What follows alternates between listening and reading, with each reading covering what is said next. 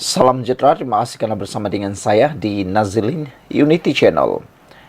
Baru-baru ini ketika Anwar Ibrahim membentangkan budget 2025, banyak ramai walaun yang menggelupur mendengar ucapan tersebut.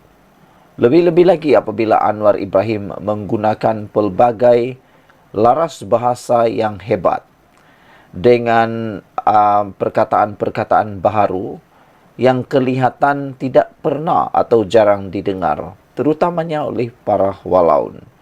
Mereka menganggap ucapan Anwar Ibrahim itu adalah ucapan yang lucu. Mereka menganggap dan mengejek ucapan Anwar Ibrahim itu adalah ucapan yang kehabisan perkataan atau kehabisan bahasa Melayu. Apabila Anwar Ibrahim menggunakan pelbagai perkataan yang mungkin di luar pengetahuan ramai orang, seperti perkataan ketimbang, perkataan pelbagailah perkataan yang lain. Sehingga kan mereka kata Anwar Ibrahim dah kehabisan bahasa kan. Tapi rupa-rupanya saudara-saudara sekalian, apa yang berlaku? Walaun pula yang kena balik. Dewan Bahasa dan Pustaka siar maksud ketimbang, pembangkang pula alahan menggelupur. Dewan Bahasa dan Pustaka DBP hari ini berkongsikan perincian mengenai ketimbang yang sinonim dengan daripada, termasuk contoh penggunaan kata tersebut. Menyatakan atau menunjukkan perbezaan atau perbandingan antara sesuatu. Menurut keterangan dikeluarkan badan berkanun di bawah Kementerian Pendidikan itu.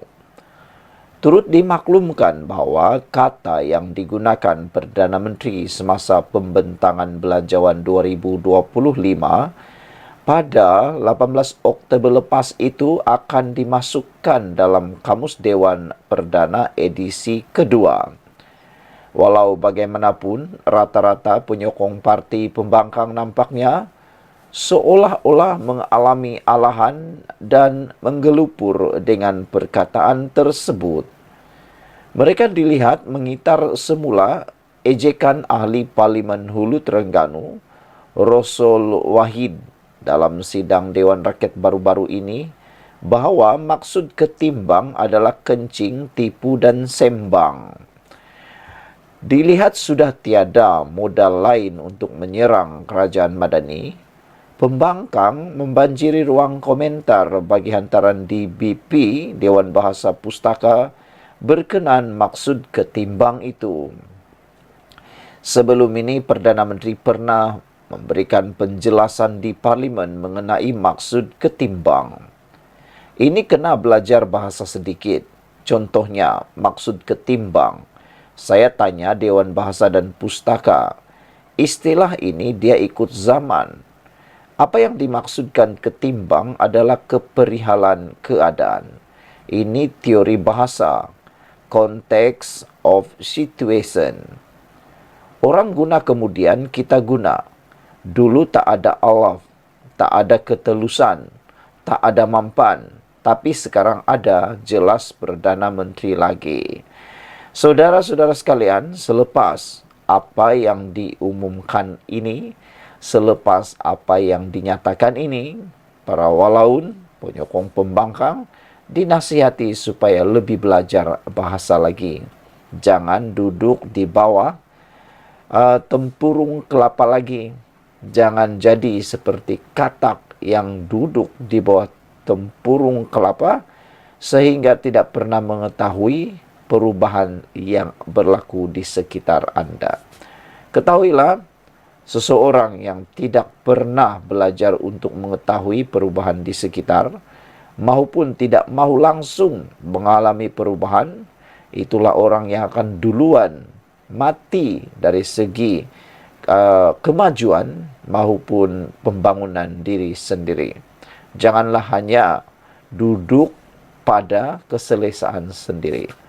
Jadi, apabila Dewan Bahasa dan Pustaka mengumumkan menyiarkan maksud ketimbang pembangkang pula alahan menggelupur. Sekian dulu untuk kali ini. Jangan lupa tinggalkan komen Anda. Selamat petang, salam sejahtera. Terima kasih karena bersama dengan saya di Nazilin Unity Channel. Sekali lagi, Akmal Saleh tampil dengan penuh ketegasan. Kali ini Akmal Saleh sekali lagi tampil menemplak dan agak marah dan agak tegas apabila beliau mengulas dan mengkritik tentang insiden kibar bendera China. Kata Akmal Saleh, cukup-cukuplah minta maaf. Akmal kecam insiden kibar bendera China. Ketua Pemuda UMNO Akmal Saleh menggesa kerajaan mengambil tindakan keras terhadap penganjur sambutan Guangdong sedunia berikutan insiden mengibarkan bendera China pada malam perarakan di Teluk Intan semalam. Dalam satu rakaman video, Akmal berkata pihaknya menolak permohonan maaf daripada penganjur terbabit. Apakah jadahnya nak buat perarakan di tempat awam? Dahlah tak ada permit, angkat lagi bendera China. Tak ada satu langsung pun bendera Malaysia di situ. Kata beliau, kata Akmal, cukup-cukuplah. Hari itu dah berlaku dalam sekolah. Hari ini nak bawa bendera China berarak di luar pula. Katanya merujuk insiden di sebuah sekolah di Pulau Pinang baru-baru ini. Cukup-cukuplah untuk minta maaf, kata Akmal Saleh. Justru menurut Akmal, dia telah mengarahkan Pemuda UMNO Perak untuk membuat laporan polis berhubung insiden itu. Kata Akmal Saleh lagi, saya meminta juga pihak kerajaan untuk kenakan tindakan undang-undang yang keras terhadap mereka ini supaya boleh menjaga sensitiviti antara orang Malaysia. Tolonglah jangan dah buat nak minta maaf, dah muak, dah bosan, kata Akmal Saleh lagi. Kita kenakan tindakan, kita minta polis ambil siasatan dan kita kenakan tindakan yang seberat-beratnya kepada mereka, kata Akmal Saleh. Dahlah, cukuplah, asik kita je yang kena bersabar, katanya. Terdahulu, Persatuan Kebudayaan Guangdong yang menganjurkan acara itu memohon maaf dan menjelaskan bahawa individu yang dirakam mengibarkan bendera terbabit adalah warga China dan bukan warga Malaysia. Presiden Persatuan itu, Sun Bun, berkata, tindakan mengibarkan bendera negara lain tidak dirancang dalam tentatif sedia ada oleh pihak pengelola. Sementara itu, polis mengesahkan perarakan itu melanggar syarat di bawah Akta Perhimpunan Aman 2012. Ketua Polis Perak, Azizi Mat Aris, berkata perarakan yang berunsurkan keagamaan dan melibatkan kereta berhias itu berlangsung dari pukul 8 malam hingga 11.30 malam semalam dan disertai kira-kira 400 penonton. Polis telah memanggil penganjur untuk rakaman keterangan dan mereka juga akan diminta untuk mengemukakan semua peserta warga asing yang dipercayai dari China untuk membantu siasatan, katanya, menerusi kenyataan hari ini. Azizi berkata, kes berkenan disiasat mengikut Akta Perhimpunan Aman 2012 dan Akta Lambang Kebangsaan 1949 kerana mempamerkan lambang kebangsaan negara asing di tempat awam. Sementara itu, Pemuda MC menyifatkan insiden itu sebagai tindakan yang memalukan dan tidak patriotik terhadap Malaysia, kata Ketua Penerangan Sayap itu, Neo Chung Siong. Dia menggesa semua pihak khususnya NGO supaya mendahulukan semangat cintakan negara dan patriotisme dalam setiap penganjuran acara atau apa jua majlis yang hendak diadakan. Di mana bumi dipijak, di situ langit dijunjung. Wajar dijadikan pegangan kepada kita semua bahawa semangat patriotik dan cintakan kepada Malaysia perlu sentiasa diutamakan, katanya. Insiden di Menara Condong di Perak dan sebelum itu di sebuah sekolah di Pulau Pinang tidak sepatutnya berlaku dan berulang lagi, katanya. Dia berkata agensi kerajaan perlu lebih peka dan sensitif dalam memberikan kebenaran kepada mana-mana pihak untuk menganjurkan apa jua acara. Seharusnya setiap pengisian program diselit dengan elemen-elemen cintakan Malaysia.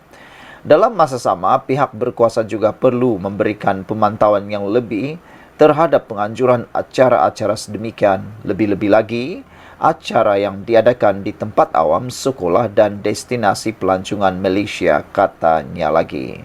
Saudara-saudara sekalian, beberapa komen daripada netizen berkait isu ini adalah mereka mahukan supaya siasatan lebih mendalam dibuat dan kalau terbukti bersalah perlu dihukum.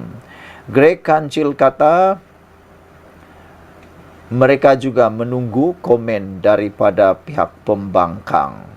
Saudara-saudara sekalian, sekian untuk kali ini. Jangan lupa tinggalkan komen anda, sila tekan butang subscribe dan kita jumpa lagi. Bye-bye.